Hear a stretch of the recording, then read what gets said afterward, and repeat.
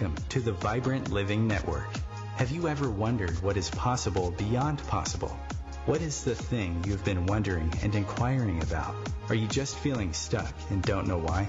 Are you thinking or are you seeing? Seeing allows us to expand and have this other experience. We want to invite you for that wake-up call.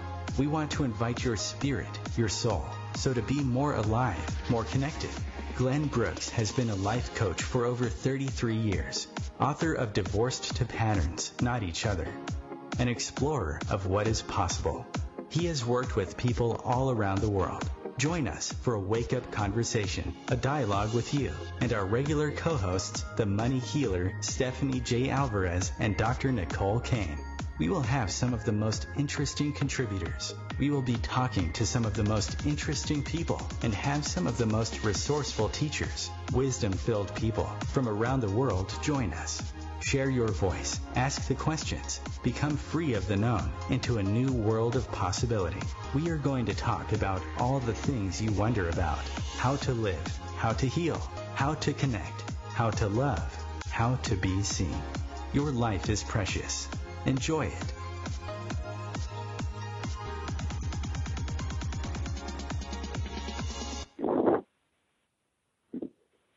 Hello, I'm Glenn Brooks. It's good being with you today from the Vibrant Living Network.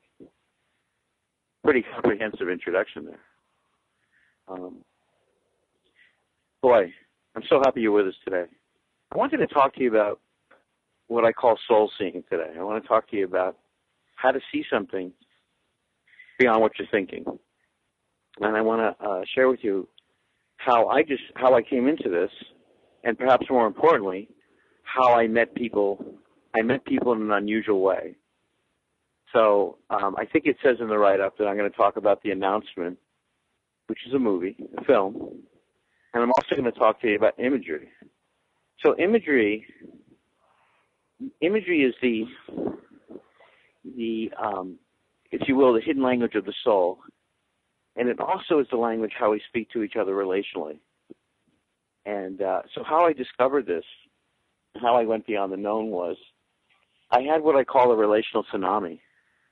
A relational tsunami is when you could call it breakups, legal separations, and things that disrupt our lives. I had one of these about 8 years ago, and it put me in a state beyond what I knew, which is kind of a beautiful thing. I just hadn't, I was very well studied, but it put me in a place beyond what I knew. And for the first year, it really was the most difficult thing. It challenged me at very deep levels. And I noticed it affected my breath. It just impacted me at a very deep level, emotionally. So one night in particular, I noticed that when I was resting, I could see things differently. I started to see things, and I realized there was an imagery that began to give me a sense of. So my breathing changed, and what I noticed that I did, because a lot of people say, well, trust life or trust the universe, which is a good thing. What I did is I trusted, I kind of engaged the imagery. I kind of saw it kind of was showing me something, and I was revisioning. So revisioning is kind of when you have something happen in your life, you start to see it in a different way. So I'll give you an example of an imagery. An imagery they're very simple, and they sometimes come to you if you open the gateway for them. And I had some images about my relationship in life, and when I noticed that the imagery that I was seeing and I started to engage with, it opened up another doorway. In this particular night, the next day I saw color differently. The next day I interacted with people differently. And the next day people started to call me, almost to the next moment, people started asking me questions about relationships. And it was almost like life went to another channel. And this film, which developed, which came from this imagery, is called The Announcement. So it came from this corrective imagery, and the story of The Announcement is the story about going from one level of the way we experience life to another whole level, another whole experience, and our breath, our feeling, our senses. So what the announcement is, it's a story of Diana and Gordon Banks, who were married 28 years, and they were in a legal separation. And it's a story of how they not just came back together, but deeply married again. It's a story of people going beyond thought viruses. It's the story of how people live beyond their conclusions and assumptions. Because our rational minds are full of conclusions and assumptions. That's our ability to see something new and share it relationally. Because actually it just takes one person to turn a relationship around, not two. Sorry about that beep in the background. So I'm going to give you the opening scene, and then I want to invite Genevieve on, and who's a coach, and Kimchi Moyer, who's doing some just beautiful work around helping people really tune into what their body resonates. And we're going to start to help her write a book on the airways today. So this imagery that came in my life, it came through people. I started to meet people. People reached out to me literally all around the world, and my life really began to open in a different way. And so this film that I'll be making, we're putting the cast together. It's kind of a beautiful thing because I feel like I have the world's best acting teacher. Eric Morris will be part of this. And so beyond the film, I want you to realize that you could use your imagery in a different way, and you could bring a new life to places you don't feel life. And not only that, you could bring a new relational connection where you don't think you have one. So I just wanted to say this idea of imagery and using imagery is very beyond the rational or the linear. So the linear is kind of how we see things and calculate. It's the mind that people think they know things, how they conclude on things. Sometimes people even think they're very smart there. And the truth is, there's another whole world. In this other world, as soon as we conclude something or as soon as we assume we have something, usually we're missing a good chunk of it. So those of you interested in spiritual healing and deep healing and soul and relationship, one of the best practices you could do is see beyond your partner's appearance. See beyond your partner's appearance. See them at the level that they are beyond what they're presenting to you. Because appearances are very deceptive. So I'll leave you with this idea that I want to open this up.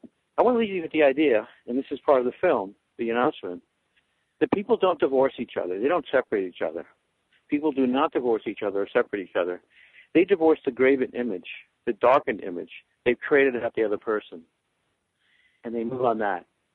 To experience genuine love and deep, deep connection and ecstasy, we must see that person beyond what they're presenting and begin to draw that out of them, or you could say summon that out of them. And this is a different art and a very different mindset. When I read to you guys last week from the book by Thomas West, In the Mind's Eye, it's one of many books. And I read you and I said to you, and I read you about this famous person. His kindergarten teacher says, just his mere presence is disturbing. Him being in the classroom bothers others. I recommend he be placed in special ed. When I'm reading from Thomas West's book on dyslexia being a prerequisite for genius, it comes in all shapes and forms. In the sense that we conclude on people so quick. And even spiritual people, they judge, you see. We're not supposed to see people and judge people by appearance. The film and the corrective imagery allows us to see beyond the appearances that allow us to shut our heart and become dead and call that spiritual. So I want to open the show up and do a dialogue. I want to just check. I know Ariel's here. I just want to check. Susie, are you here? Susie Marie. Susie, you there? Oh, Susie, huh? The food decoder. Genevieve. Genevieve is someone who's passionately interested in relationships. She's worked for many years, and we've been having a wonderful dialogue. I just wanted to get your response, or anything you're curious about, because in some sense, the feedback that I've had from people has been beautiful, and it's opened me up. But I love from what I just said to get your response on any level that you move to respond.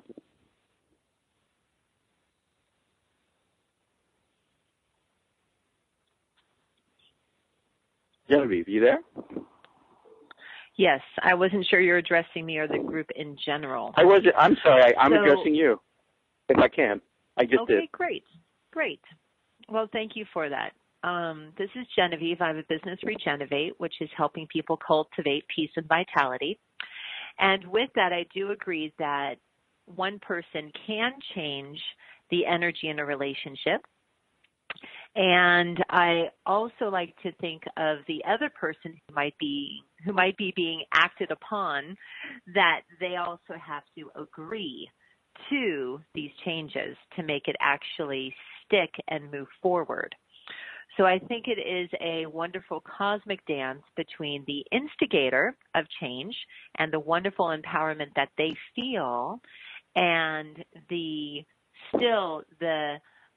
chemistry between them and that person to see if the other person is willing to go along with those changes. And if I can offer anything of help to all the listeners, is that when somebody who is making the changes offers things in a curious, wonderment, gentle, lots of time and space, those are all wonderful characteristics and attributes that the person who is being not the instigator feels that they might be a little bit more comfortable in participating. So once again, curiosity and wonderment and gentleness and take your time and all of those things, I think, allow those changes to be cemented even further, because they're the ones who are needing to act with the original instigator of these changes. Thank you.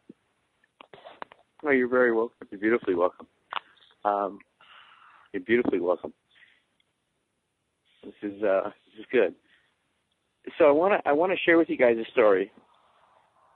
And I had a medical doctor call me, Dr. Martha Hackett. So here's a story I want you guys to consider that's a little distinct. And one of you would just shared something really beautiful.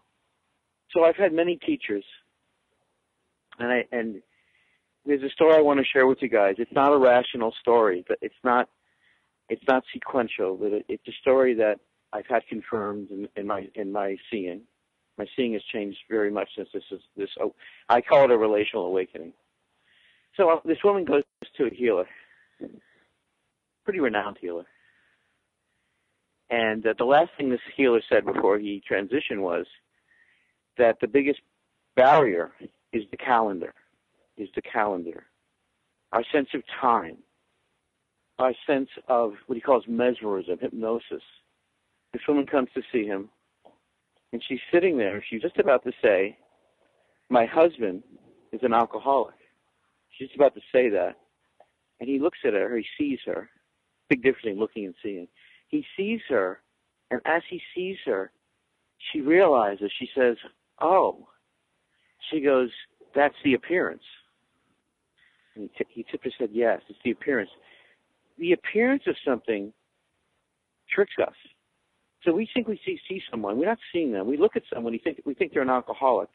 I mentioned Dr. Martha Hackett, the medical doctor, and she read the introduction to Divorce and Patterns on Each Other, and she told me that what I was talking about was incredibly uncommon, because part of what's happening is, yes, what Guinevere just said is very significant, relevant, but there's another level that's a non-rational level that we interact. That's a much deeper level where we actually could change things because we exist in the same relational field. So a lot of this notion that we're individuals and we have personal power, this is a different distinction. We're actually live in a relational field, and it changes the whole equation of relationships and how we see each other. We're putting a conference together, and we have Kimchi Moyer here and Ariel. We're putting a conference together on the vibrant living experience. So we have a whole section on relationships, or vibrant matchmaking. We have a section on unlocking the body, unwinding the mind, vibrant movement, and a big section on relationalness, because we've just come out of this era where so much focus has been on personal power, on personal transformation. It's a very different thing, relational transformation. See, you wouldn't be trying to empower your bone marrow. You wouldn't be trying to empower your heart. Your body functions on a relational system. You don't need to empower it. You need to let that system be a system. I just got a letter from a a woman in Colorado. She said after 30 years, she said, because I gave a talk on a relational field and how it's different than an individualistic field. I'm going to go to Kimchi, because Kimchi, you work with people who come to you.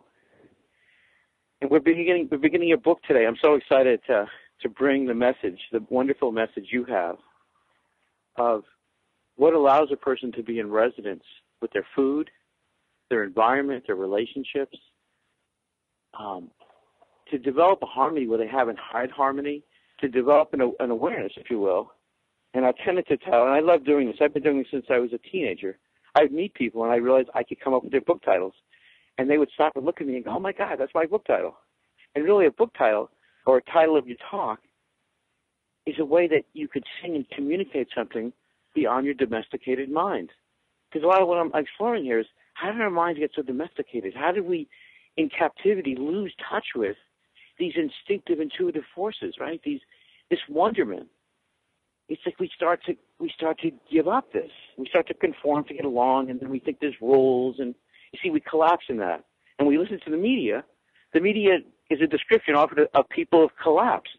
It's not a conversation of what allows people to awaken and be more conscious and aware and truly intelligent.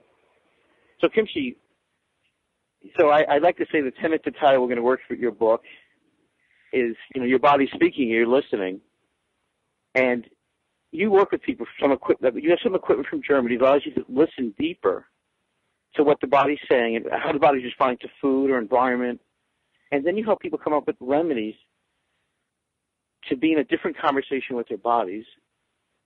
It's so extraordinary. You call yourself a Resopath. By the way, everyone I speak to about you is so fascinating. I'm so happy you're here, that you made the connection. So we're going to open your book today. What's the first thing you want to share with people? You've been doing this 30 years. You grew up in Vietnam. You became an acupuncturist. But you're a curious person. You're a person that's stretched beyond what you've known. And freedom from the known is the beginning of something new, to go beyond the known.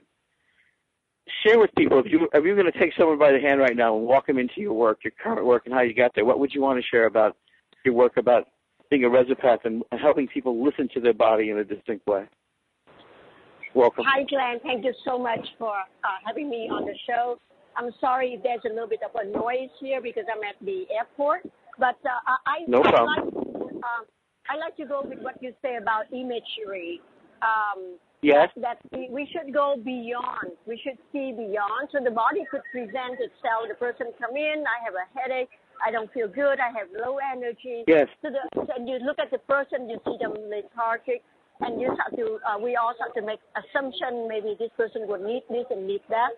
So the ability to tap into the body's intelligence and let it communicate with us, allow us to see beyond the image that we see in front of us. And then suddenly, when we have that ability to access that information, we suddenly hear a story beyond. The reason the person have a headache is because these issues or the hormone has shifted, for example, and everybody has his own story. So if we have the ability to tap into that intelligence and to be able to track it, we would see the story, the history, how it began with each individual. And therefore, we can see beyond the image that the person come in with and be able to help that person. Does it make sense? So we're gonna come up with a break any moment. There's going to be a brief pause, and we'll come right back. I want to continue on what you're talking about beyond the image. That's a beautiful thing. I like the way you said it, beyond the image. So we're going to continue with Kimchi Moyer, Ariel. One of you. Life precious, enjoy it. Hi, sorry, I'm on a radio show. That's why I couldn't talk very much. Sorry. Kimchi's at an international airport in Cancun. We'll be back with our Vibrant Living team in a moment. I'm Glenn Brooks. Stay with us.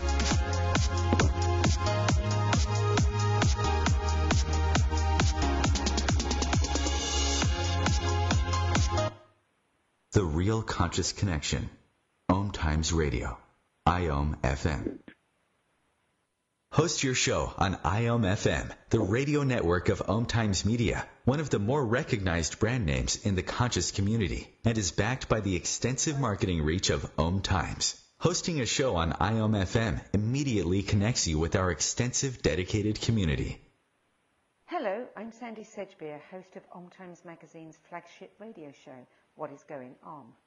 My passion is sifting through information, research, and innovations from new thought teachers, speakers, and researchers pushing back the boundaries of what we know about life, energy, metaphysics, and the universe. I love shifting perceptions about who we are, why we're here, and how quickly impossible becomes normal when we open our minds, expand our awareness, and accept that the only limits that exist are those we place upon ourselves.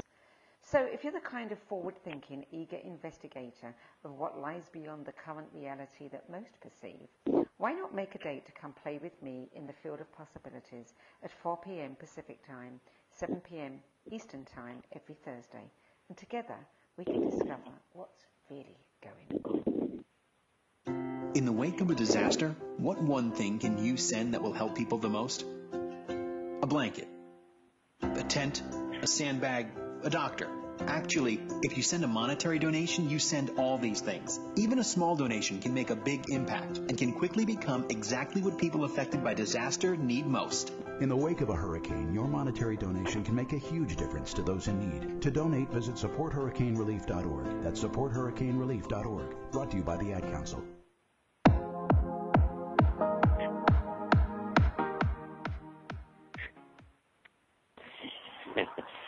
You're listening to the Vibrant Living Network, which is a way of life. It's really a way of life. I don't just get on the radio. I live this life, exploring vibrancy and wonderment. And people literally show up around the world. I love it. I just deeply love this life. And it's a life that I didn't learn in school. It's a life that I met people that just came in my life. And having what I call relational tsunami allowed me to go on a lot of imagery and see beyond some of the myths of both the self-empowerment movement and a lot of personal growth stuff. The next evolution is a relational transformation that's inclusive, that goes beyond the belief that a lot of times it diseases. We're talking with Kimchi Moyer, who's a Resopath, and she helps people discover what resonates, feeds them, nourishes them, allows them to go beyond the imagery that's not serving them. You know, our imagery could take us from life to death. It's that powerful and wonderful. And we're also writing a book on this topic with Kimchi. Guinevere's with us as well. He's works with couples and people, and also, of course, we have Ariel. Susie, I guess you're not there today. This Food Decoder. Are you there, Food Decoder? No Food Decoder. Ah, Susie's wonderful. She helps people learn about food, the truth, the food truths and food lies, and she's wonderful. So she's not here. God. So my show begins when I live my life in between shows. We're actually developing the Vibrant Living Publishing. We're going to help people publish the book based on their deepest message, is what we're doing with Kimchi right now. And Kimchi, I love that you said that. But let's do this, Kimchi. Let's open up to the panel and see anything that you wonderfully said sparked Guinevere or Ariel. Because what I want to do here is build this book with Kimchi that will also be part of our Vibrant Living Experience Conference coming to New York City region. We're getting tremendous response to this. I'm curious, as Kimchi speaks as a Resopath and she talks about what resonates with the body, do either of you guys, Guinevere or Ariel, have a question or comment based on anything that you want to share? I want to get your voices into the program. I have a question for Kimchi, and Kimchi has many times spoken about her practice of Resopathy, which is very interesting and very deep, and it's something I relate to as a homeopath. But I don't know if we've really heard exactly the logistics of how she does that with a client. So I'm just very curious to know how exactly, when she sits down with somebody, how she applies Resopathy to get them to that place of residence and to deal with all the interconnected mental, emotional, and physical, even spiritual ailments and challenges that they deal with and that they want to overcome. I want to say beautiful, and Ariel works with me in New York City, New Jersey. We have a team we're building there. And thank you, Ariel. That's a beautiful question for you, Kimchi.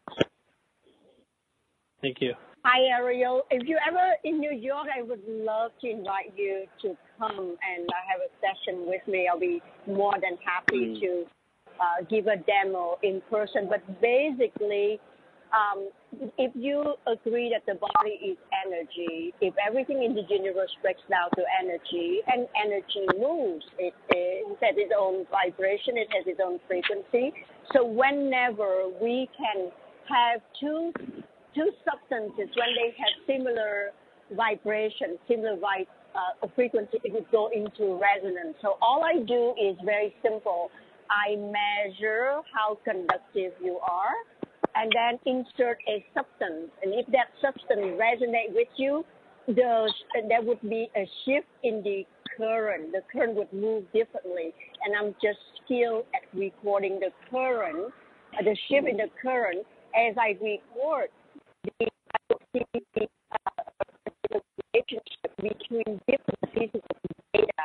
And through that, I'm able to pose different questions to the body. And through that, I'm able to get to see what the body is trying to say. Why would the body get excited about, let's say, a food like a vegetable or a fruit, for example, but the body does not get excited about beef or, let's say, sugar. So there's always information, there's always a reason why the body behaves a certain way. So what if we have a way to tap into that intelligence and ask the question and let the body give back the feedback, give us the feedback, what it wants and what it, how it feels about that substance, then we can then decode the language of the body and help it to repair or to be in optimum health. Does it make sense to you, Ariel? Yeah, it definitely makes a lot of sense. And again, it's something I totally relate to. Yeah, no, it makes complete sense. It actually sounds very similar. What are you curious about? What are you curious about, Ariel? What did Kimchi not say? What would you like her to say? If she could reveal the story to you, the vision to you, what's missing? Is there anything missing? What would you like to know more about? I guess I'm just more curious about what kind of substances are used, because I know in many other similar modalities like kinesiology. For example, kinesiology, they'll recommend any medication based on what shows up on the test, and also like biofeedback, will just work more with the frequency of the body's energy to heal. So I'm kind of curious, like, what are the substances? I'm sure many others are curious too that are listening in. What exactly are the substances that you would prescribe based on these the Resopathic tests that you're giving? And again, it's very fascinating. Yes, that's a great question. And yes, it is like kinesiology. You're trying to tap in and use a muscle to get a response, yes or no. So this is a little bit more elegant. You don't involve any muscle. The person can fall asleep if they want to, and you just connect the person so you can measure the circuitry. And you can basically test for any substance. You can screen a supplement, a medication, a food, a gemstone, basically anything that has its own signature frequency, a plant. You can insert that into circuit with the body and see the feedback. What is the body saying to this? How does the body respond to this piece of information or substance that you introduce in? And not only you can measure one, you can also add other substances in and to see, is there a relationship between A and B or A and C? And through that, you are able to track the data, and the data tell you what really happened, what is the history, and where you are heading. Because it's all data organized in a manner that allows you to tap into that piece of information. Yes, so any substance you want to put into the body, and you would measure that, if there is a shift. Did I answer the question? Again, and you answered it. I think you answered it perfectly, actually. And it's very interesting because I actually had an experience with this with a client in my practice. This is more kinesiology, but it's amazing to see how the test would come up, and the test showed exactly what foods, what nutrition is proper for the patient, what homeopathic remedies, what natural remedies, medicines, and things like that really resonate and match with the person to help them, rebalance on a variety of levels. It's something that's always interested me, and And I want to thank you again for answering my questions. It really made things more clear. And I'm excited about you going to Kimchi's office, by the way. Yeah, and I'm excited about you two seeing each other in person. Yeah. Yeah, I would definitely love to meet you in person. Would love to see you. Yeah, you know, I want to share. And I will. Go ahead. No, I'm sorry, Kimchi. Go ahead. Finish, please. Yes, I was saying that, as a homeopathic practitioner, you can even use the method to determine the potency. Which potency? Is that the 6x or is that the 10x? It would match in this case. And not only that, not only just to ask is that the 10x is a better remedy, you can also look to see would this remedy can it be tolerated?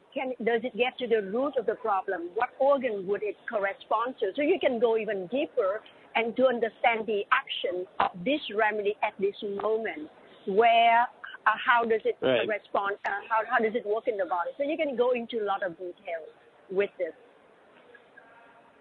Right. It just shows. Oh, sorry, Glenn. Oh, that's right. I just wanted to. I want to thank Regulat. Regulat is one of our underwriters that we deeply appreciate. They have a wonderful Beyond probiotic product that also impacts the body. It has enzymes. It's a product that Kimchi uses when the body. The thing I love about Kimchi's work, and the whole conference we're doing, and we're going to be putting up a website on this conference. It's going to be in the New York area. We're also going to be working with what I call vibrant speaking, and going beyond the known. Such a powerful, beautiful thing.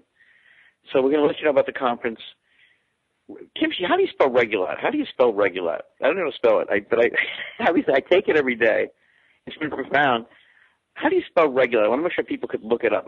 Stephanie's not here today. Usually she does the Regulat ad. I want to say that Stephanie's not. She'll be with us next week. I treasure Stephanie Alvarez. It's REGULAT. REG as in George, ULAT, Regulat. Thank you, Greg. Thank you. I want to give you guys something, because sometimes it's a little, in imagery, sometimes it just takes a few seconds. And Genevieve, I want to tell you, I love your feedback, and I think what's beautiful about the feedback you gave is that it's a deeper approach. We have our mind, we have this other level of what I call relational imagery, or relational attunement. And I met a man, he became a teacher of mine, a guy named Sid Banks. And Sid Banks came up with these 3 principles of consciousness: mind, thought, and consciousness. And he influenced physicists, he influenced a psychiatrist. And the psychiatrist, I'm going to introduce him to you. The model he will be sharing with you is going to be, I think it's going to astound you guys, but he ran a mental institution, and there's so many people that had spontaneous healings. He was sitting with a woman one day, and I want you to think about this when you think about your life. There's so many people we conclude on, or we create a graven image around them. Like, the conversation is, this is who they are, this is how they operate, and then we feed them back. We feed them back that image, right? We feed them back a deadened image, and we kind of forget this. Because every time we see someone, we can actually pull something out of them just by a glance. So the power of our seeing also awakens this quality in the person. And Bill said to me one day, this woman came to see him at the Institute, and this has to do with resonating and paying attention to what we send in our signal, how we listen. And he sat with this woman, and they brought her chart in, which was like as thick as a Manhattan phone book in the old days before there was the Internet. And she started to cry a little bit, and he looked at her and he said, I see health in you. I see health in you at a level that's deep. I know this is going to stretch your minds, but she had a spontaneous healing. She went on to become a nurse. She had a spontaneous healing after 15 years of being in and out of mental institutions. Imagery and the ability to see someone and invoke them. It was the same lesson when I worked closely with Dr. Nicholas Gonzalez out of New York City, who left Sloan Kettering. Nick told me the renowned world-class, cancer specialist he was, that people die when they get the diagnosis. Their immune system shuts down. What's missing in medicine is vibrant medicine. the way we attune, the way we listen. So let me ask you guys this question today. As we talk about medicine and we talk about vibrant medicine, we got to talk about vibrant relationships. How could the transformational culture, people embrace divorce when divorce is a division from, in fact, being relational and in tuning? So I think what happens over the last 30 years is we've got so into the me personal transformation, we've missed this next level, which is inclusive, and also when we see someone, we invoke and pull that out of them. I just want to get your voice again, one of you. You shared so beautifully earlier. I just wanted to add your voice to the conversation. What's been moving you listening to Kimchi, or anything that sparks for you listening? Anything you want to share? Well, I think you use the words invoke and pull it out of them. I prefer to use the words invoke and invite them. And when you make things accessible and curious and with wonderment and no shame and ease and comfortable, you're more likely to get a creative partner joining you. So I think that quite often couples they do get polarized, especially in more of the mainstream relationships, not necessarily in the amazing relationships where people have already done a lot of explorative and inner work.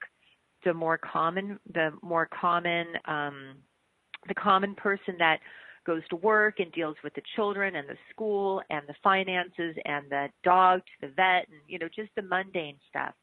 I think that when you invite and you make things very comfortable and safe and cozy for them, that they will rise to that invite for divine personal connection, because people do ultimately want divine personal connection because it feels good. Why not?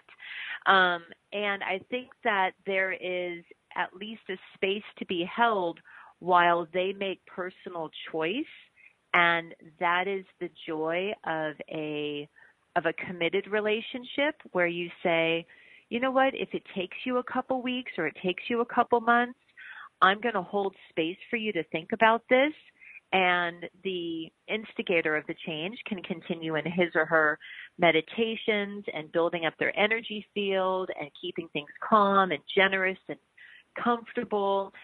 I think that liminal stage, that transitional stage, the unknown stage, is really important to be safe and protected while the secondary partner is going through their doubts and their weighing the payoff versus when we continue, we're going to take a little brief pause, Benedict. I want to know what you're curious about from Kimchi as a Resopath and the message of her book about your body speaking, you listening. I want to get your curiosity, what you're curious about, in a moment. You like it,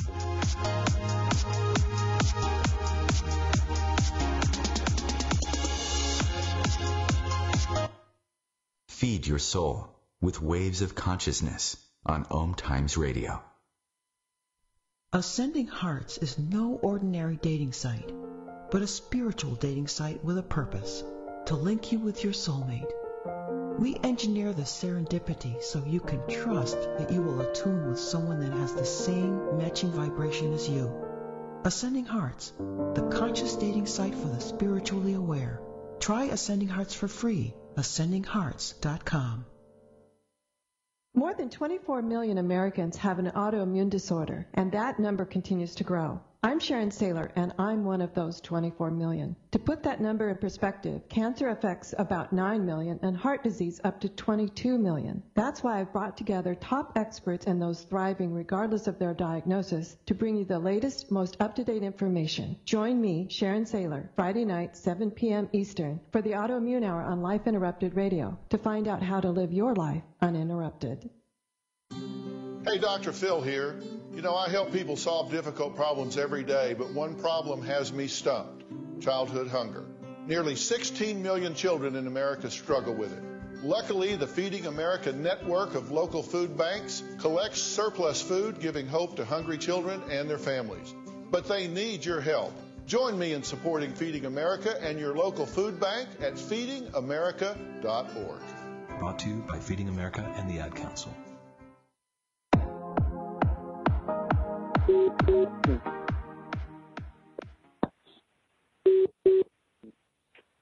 Hello, I'm Glenn Brooks. Welcome to the Vibrant Living Radio Network.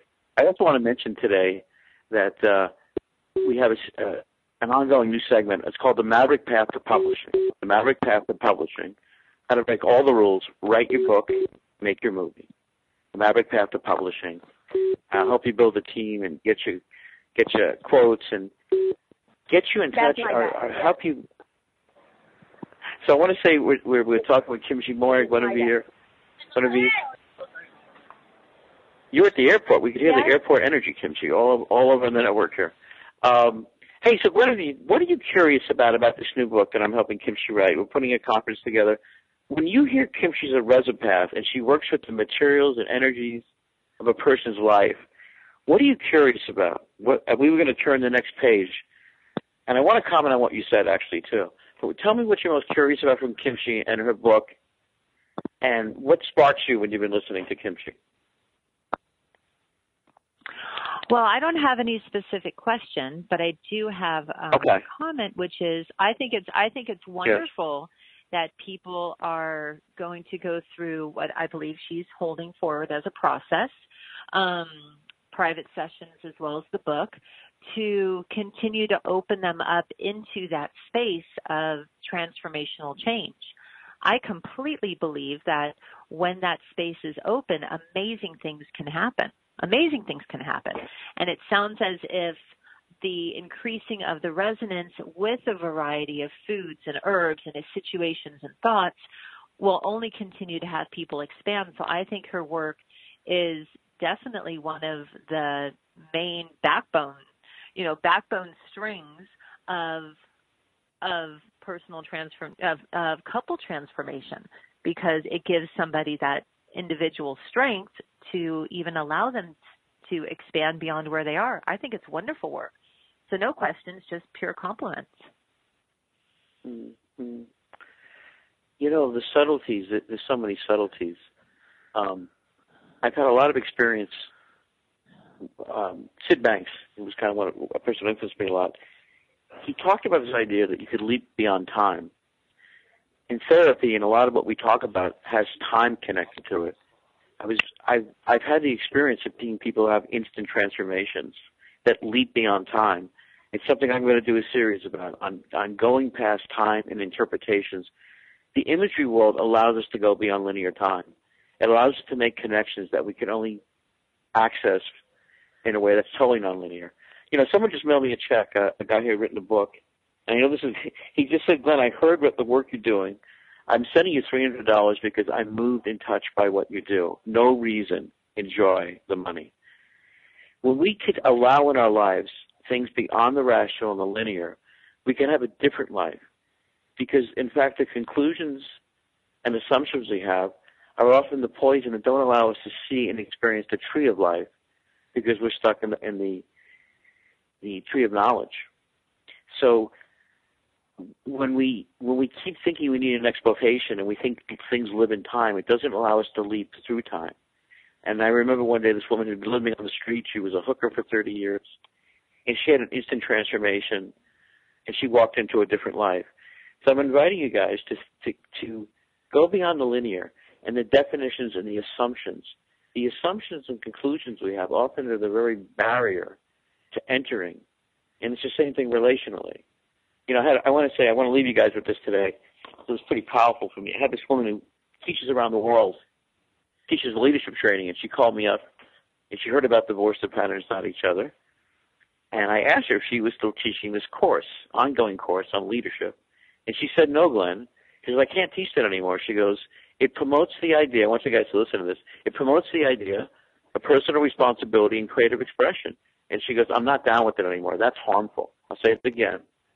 Personal responsibility and creative expression. So what's harmful about that? What gets in the way? Because that's what she shared with me. And then she said to me, she goes, divorce patterns like each other is so applicable to the workplace. Because this energy of divorce and division is so common. So personal responsibility is very distinct from being co-authors. it's very distinct from realizing that we relationally impact each other, being relationally accountable. When I call someone a certain name, or I manage them and call them inefficient, or I language things that they're not a certain way. I'm being very responsible about me. I'm missing a dimension of our relationship that we have. Creative expression also, a lot of times people get very caught up in being self-emergent. So I'm playing with you guys on this relational connection that we so often don't talk about. There's a new book out from Denmark where he talks about the self-improvement multi-industrial complex. He says, in coming to America, he says, I can't believe all the books are so me-focused. And they use the mantra of self-empowerment, and they use the mantra of personal responsibility.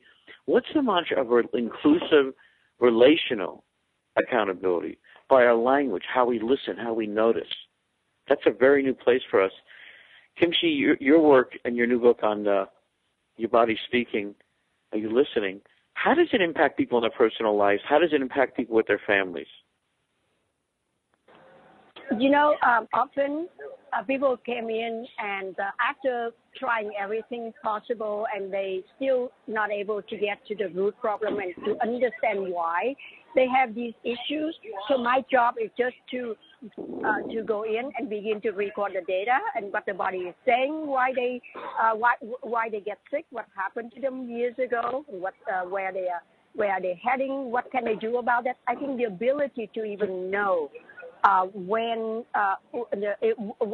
really happened and why, give people a sense of understanding and relief. And yes, it's not my fault. It's actually this happened to me, and this is why this is why I don't feel good. So I think that just to be able to know that it's really not their fault, and they came in this way, and they inherit certain condition, or even they didn't inherit, but this happened to them, and the ability to know what is it that the body wants to repair. So give them a sense of yes, there's hope. There is a light at the end of the tunnel. So I think that alone, people feel the method is worth to explore, to see what is it that the body says, so that we don't, human beings, we don't end up beating ourselves up and blaming ourselves for what really happened. I love, and I want to get Ariel. It not only makes sense, it's going to be a chapter in the book. We're going to have a chapter called It's Not Your Fault. The secondary thing that people deal with, not after, as Dr. Gonzalez said to me one day, he says people die after the diagnosis, but unfortunately, due to a lot of people's belief about transformation and self-development is part of the poison that stops them from celebrating wonderment and vitality, because they take on a false accountability or personal responsibility for being ill, for being not well. Oh my God, the chapter on It's Not Your Fault, it just rang a deep bell in my heart just that notion. I've had so many people be absolutist around this. I've had many women on my show who have healed from breast cancer. Many of them who weren't getting well, they take on the secondary symptom of guilt and disconnection. I want to say that's a true holistic idea. It's not your fault. Ariel, Guinevere, I'd love to get your comments on It's Not Your Fault as it relates to deep wonderment and well-being, and really going beyond the chains of the false chains of illness and degeneration. That's a real tree of life statement. It's not your fault. Just beautiful, Kimchi. And Glenn, another thing too, even if it's your fault because of the lifestyle that we have conducted over the time, think the crazy thing that we did, even if it's our fault, the ability to understand where are we, can we do something about it, and can the body actually repair? No. And when you get answer, yes, you still can repair it, regardless of all the damage. We still here. We're still intelligent enough that we could figure out what's going on. This is what we need. So how about if you give us this or you give us that, then we can repair ourselves. So I think even that alone give people hope and say, hey, I still can get going and there's still time for repair. And I think that right there is very powerful. Genevieve, Ariel, I want to get your comments. It's not your fault. Another chapter is going to be going beyond conclusion and assumptions. See, concluding, listen, I meet people all the time who go around the world. They go to different people. and they sometimes die. I'm going to give you my favorite story. We did a series in Santa Cruz called How Sacred Medicine Could Save Modern Man. Sacred medicine, vibrant medicine. I'm with a Native American healer, and he met with me, and he says, "Glenn, I could work with you." He goes, "I feel you. I can feel your soul." And I said, "Please, Cloud Pilot, tell people what the definition is of sacred medicine." And he said, "Well, it's like this. It's like this. My wife is a kindergarten teacher. This kid jumped out the other day. He was playing and cut this mole open on her neck. Next thing you know, we're at the hospital. And the oncologist, I thought about my beloved friend, my close family member, Dr. Nick Gonzalez, because he says there's so much danger in the diagnosis, right? So anyway, at the hospital, he said the surgeon spoke up first. They had a meeting, the surgeon, the oncologist, and his wife. And the surgeon went first, and he said, "Well, we're going to cut this out. We're going to cut this out." He put out a chart. And he said he was holding his wife's hands, and he felt her dying, felt the spirit leaving her body. What we invoke through our language and how we see is so wondrous. Now, as the oncologist spoke, the cancer specialist got up, took him by the belt buckle, and threw him out of the room. And he says, "I have a different vision. I have a different imagery. There's the yin side, the yang side, and the masculine side and the feminine side. Sometimes you got to really summon that energy where you let your will." You know, I was someone around me, a very close person. She was really dying around Lyme disease. And I was talking to an anthroposophical, a neurologist who had consciousness. And he said, "Glenn, we got to bring her soul back." And funny enough, I got her this pair of red shoes, and I feel the soul come back in her body. Each day, each moment, each imagery, we're bringing forward things.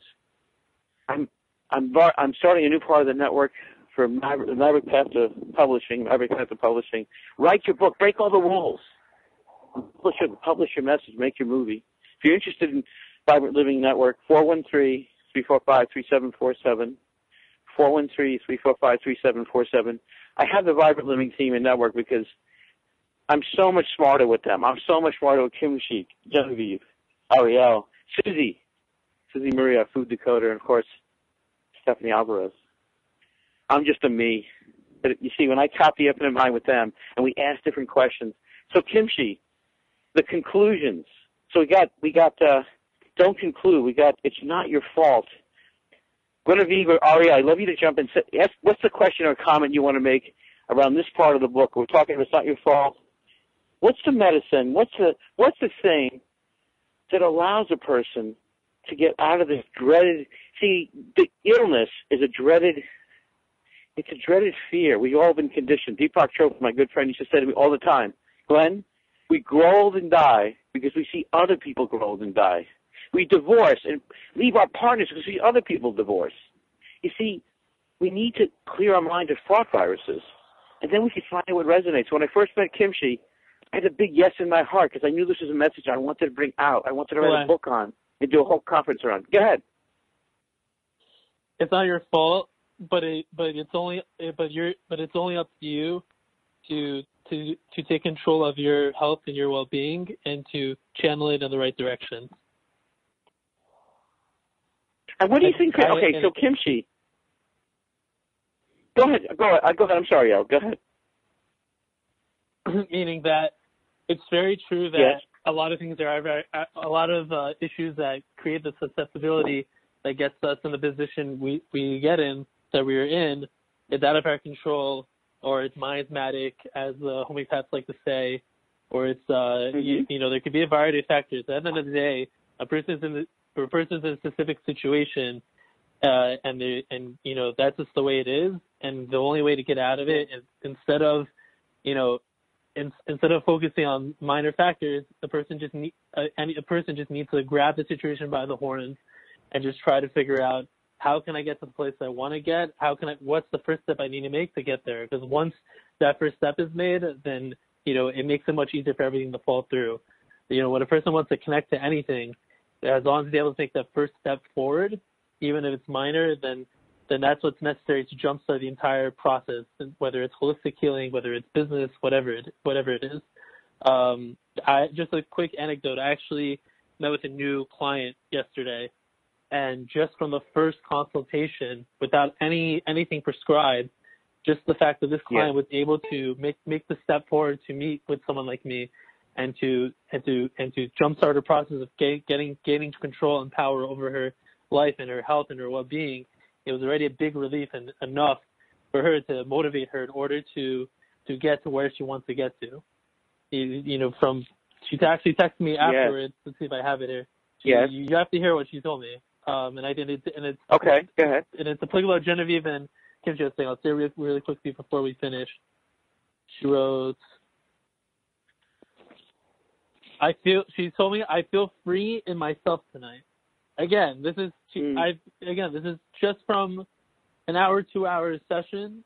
Nothing prescribed, but just the fact that there is an effort made, and there's a will, and there's a will. When there's a will, there's a way. Yeah. And beautiful. And I think as much as it's not our fault, which it isn't in many cases, and then in the day we have to make that first step forward in getting rid of that susceptibility in order to live the life that we want to live. So I want to add love it.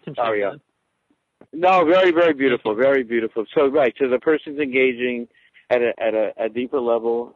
I want to leave you guys also with the notion that agreement is the beginning of the miraculous. I want you to ponder that. Agreement is the beginning of the miraculous. We'll continue with the book, Kimchi's new book, Kimchi Moyer, Resopath.